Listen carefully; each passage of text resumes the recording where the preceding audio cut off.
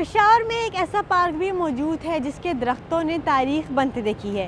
یہ ہے پشاور کا جناح پارک، جسے برطانوی دور حکومت میں قائم کیا گیا، لیکن قائم پاکستان کے بعد اس کو عوام کے لیے کھول دیا گیا اور قائد اعظم محمد علی جناح کو خراج تحسین پیش کرنے کے لیے اس پارک کا نام جناح پارک رکھ دیا گیا۔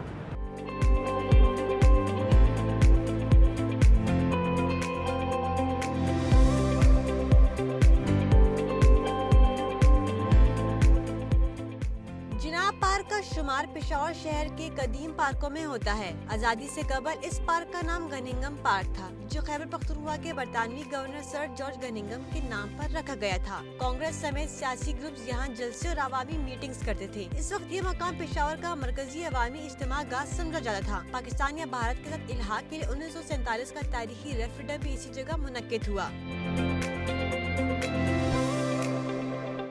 وقت ساتھ پارک کی حالت میں اتار چڑھاؤ آتا رہتا ہے، تاہم آج بھی جناح پارک پشاور کی شناخت کا اہم حصہ سمجھا جاتا ہے۔ قیام پاکستان کے بعد قائد اعظم محمد علی جناح کو خراج تحسین پیش کرنے کے لیے اس پارک کا نام جناح پارک رکھا گیا۔ جناح پارک سیاسی جلسوں، عوامی اجتماعات اور سرکاری تقریبات کے لیے استعمال ہوتا رہا ہے۔ پشاور سمیت صوبے کے دیگر اضلاع سے شہری سیر و تفریح کے لیے بھی جناح پارک کا رخ کرتے ہیں۔ جناح پارک سے لوگ یاد کرتے ہیں، یہاں پہ لوگ سیر کے لیے آتے ہیں، فیملی کے ساتھ بھی آتے ہیں، اکیلے بھی آتے ہیں۔ ہم پہلے اپنے والد صاحب کے ساتھ آتے تھے، جب اسٹڈی میں تھکے ہوتے ہیں تو پھر یہاں پہ آتے ہیں اور ریفریشمنٹ کے لیے آتے ہیں۔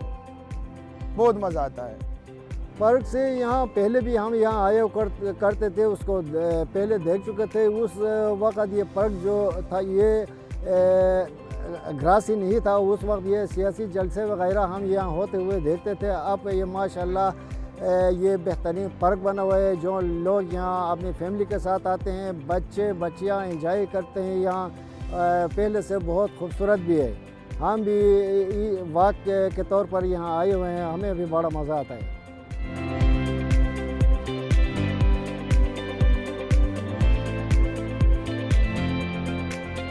جناح پارک میں خیبر پختونخوا کا سب سے بڑا قومی پرچم بھی نصب کیا گیا ہے، جو آزادی، خود مختاری اور قائم پاکستان کی علامت ہے۔ جناح پارک میں خیبر پختونخوا میں ہونے والے سب سے بڑے سانحہ عالمی پبلک اسکول کے شہداء کی یاد میں ان کے ناموں کی یادگار کی تختی بھی نصب کی گئی ہے۔